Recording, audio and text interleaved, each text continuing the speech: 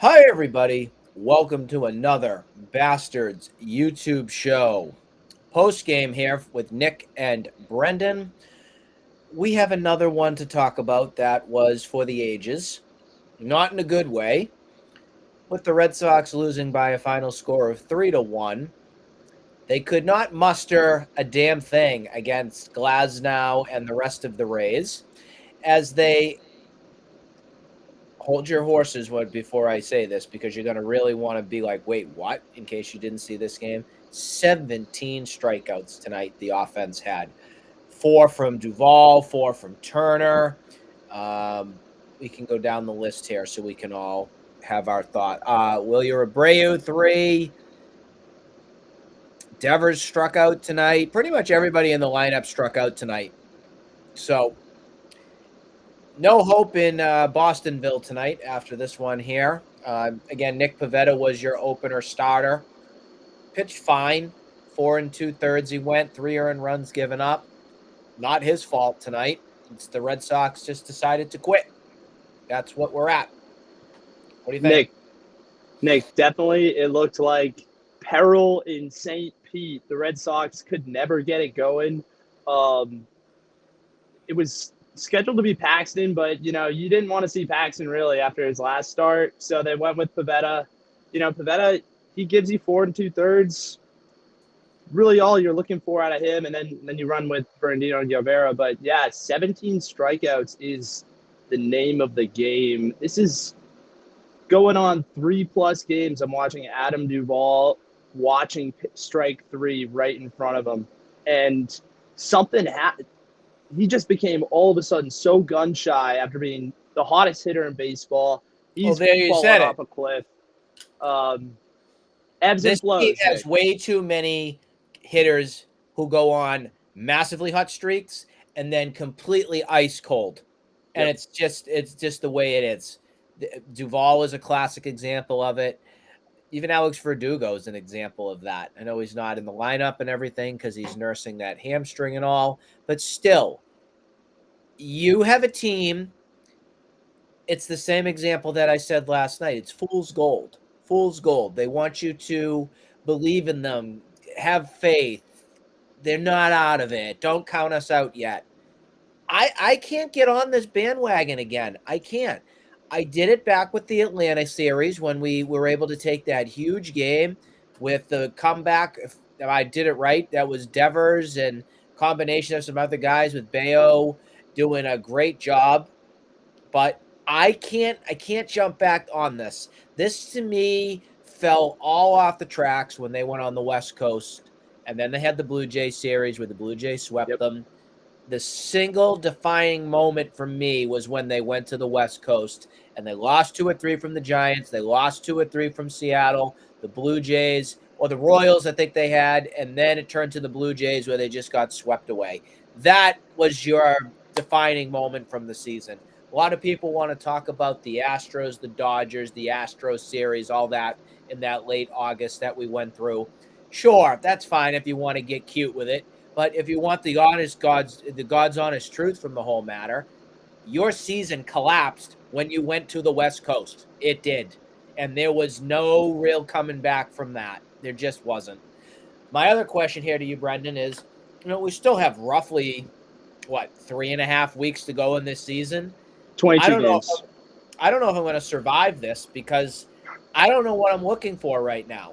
I have a pretty good idea in my head on what I want, but I don't know if what I want is going to translate to what the problems that are going to get addressed in the offseason will be.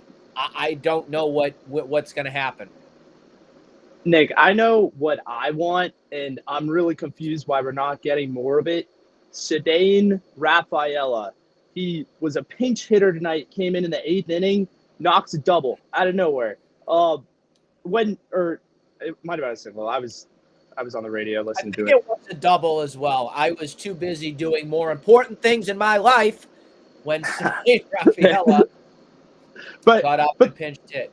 the big thing is this kid played second base for the first time since he played 1 inning back in Greenville. That's what I heard. He's played shortstop for you, and he's projected to be a Gold Glove in the outfield. Why aren't we seeing more of Rafaela? I don't know. The bat is working.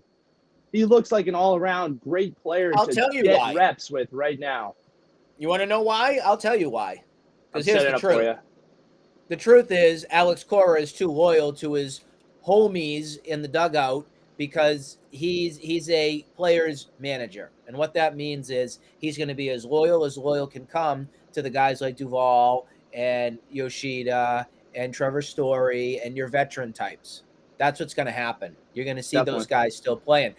And I actually would rather reverse the motion. If we know that we're out of this, I'd like to see a youth movement. I'd like to see a little bit more of Emmanuel Valdez. You know what? For shits and giggles, Roman Anthony. Bring Bobby Dahlbeck back up. Bring him back up. Yeah, we See get what he's Bobby in got. there. See what he's got. What do you got to lose? What do you got to lose? Nothing. Last place? You're still going to get last place, most likely. I guess, or if the Yankees get it, I don't know. But if we're out of this right now, it does no good continuing to play guys who are continuing to collapse in front of us. It just doesn't matter. If we really want to believe here in the future of 2024, this is your chance to see what these guys can do under the bright lights here in Major League Baseball.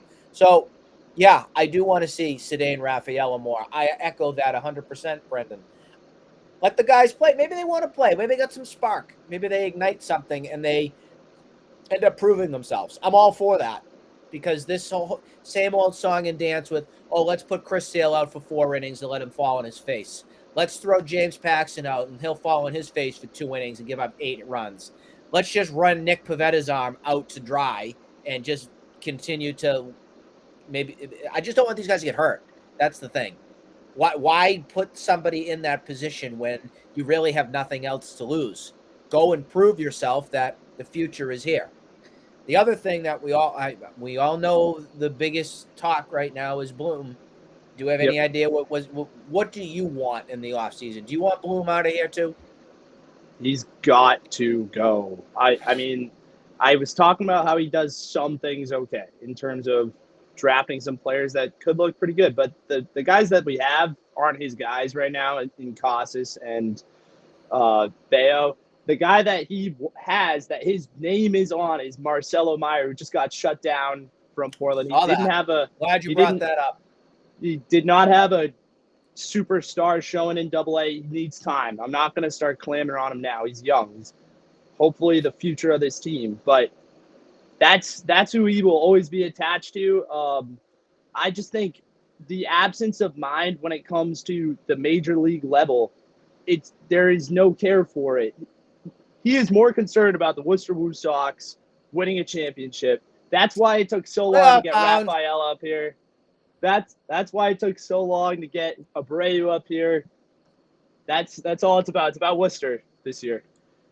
We have the Baltimore Orioles next up.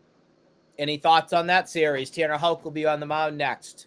I'll be there, and I'm sorry. Excited for it. I'd trade your ticket in. It's not going to be fun. So that series begins Friday night at Fenway. Again, the Orioles are 87-51. We'll have Bradish, who's 10-6 with a 3.03 ERA, up against Houck with the 4.8, 5.07 ERA. We'll see what happens when the Red Sox come back home. But as you can tell with my tone, it's going to be a long, painful, grind it out end of the season yet again in the high bloom era in the Boston Red Sox, like that Thomas Rhett song, Slow Down Summer, except I want to reverse it. Hurry the hell up and get to the off season. We'll see you next time.